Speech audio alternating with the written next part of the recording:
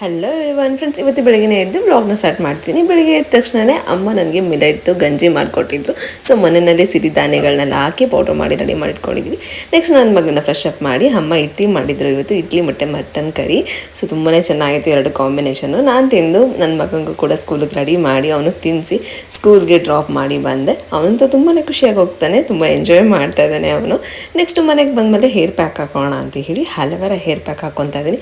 ಇದು ಬಹಳ ವರ್ಷಗಳಿಂದ ಹಾಕೊತಾ ಇದ್ದೀನಿ. ತುಂಬಾ ಚೆನ್ನಾಗಿರುತ್ತೆ. ಡ್ಯಾಂಡ್ರಫ್ ಎಲ್ಲ ಕಂಟ್ರೋಲ್ ಆಗುತ್ತೆ, ಏರ್ ಫಾಲ್ ಇಶ್ಯೂಸ್ ಇದ್ದು ಕಂಟ್ರೋಲ್ ಆಗುತ್ತೆ.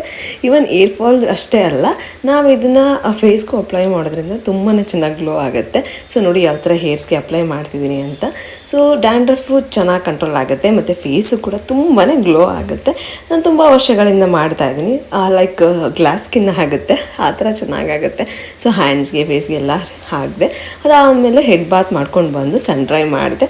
ಸೊ ಏನಾದರೂ ಜ್ಯೂಸ್ ಕುಡಿಯೋಣ ಅಂತೇಳಿ ಮೋಸಂಬಿ ಜ್ಯೂಸ್ ಮಾಡ್ಕೊಂಡು ಕುಡಿತಾ ಇದ್ದೀನಿ. ಸೊ ನನ್ನ ಮಗ ಬರೋ ಟೈಮ್ ಆಗಿಬಿಡುತ್ತೆ, ಆದ್ದರಿಂದ ಜ್ಯೂಸ್ ಕುಡ್ಕೊಂಡು ರೆಡಿ ಆಗಿರ್ತೀನಿ.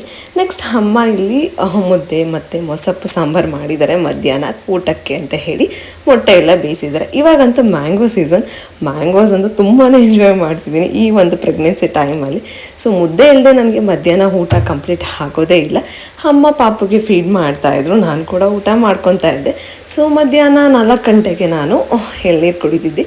ಅದಾದಮೇಲೆ ನನ್ನ ಬಗ್ಗೆ ಎದ್ದ ತಕ್ಷಣ ಅವನು ಐಸ್ ಕ್ರೀಮ್ ತಿಂದ. ನೆಕ್ಸ್ಟ್ ಡೇ ನಾನು ವ್ಲಾಗ್ನ ಕಂಟಿನ್ಯೂ ಮಾಡ್ತಿದ್ದೀನಿ. ಸೊ ಇವತ್ತು ಕೂಡ ಅಷ್ಟೇ ಸ್ಯಾಟರ್ಡೇ ಹರ್ಲಿ ಮಾರ್ನಿಂಗ್ ಎದ್ದು ವಿಳ್ಯದೆಲೆ ಹಾರ ಹಾಕ್ತಿದ್ದೀನಿ.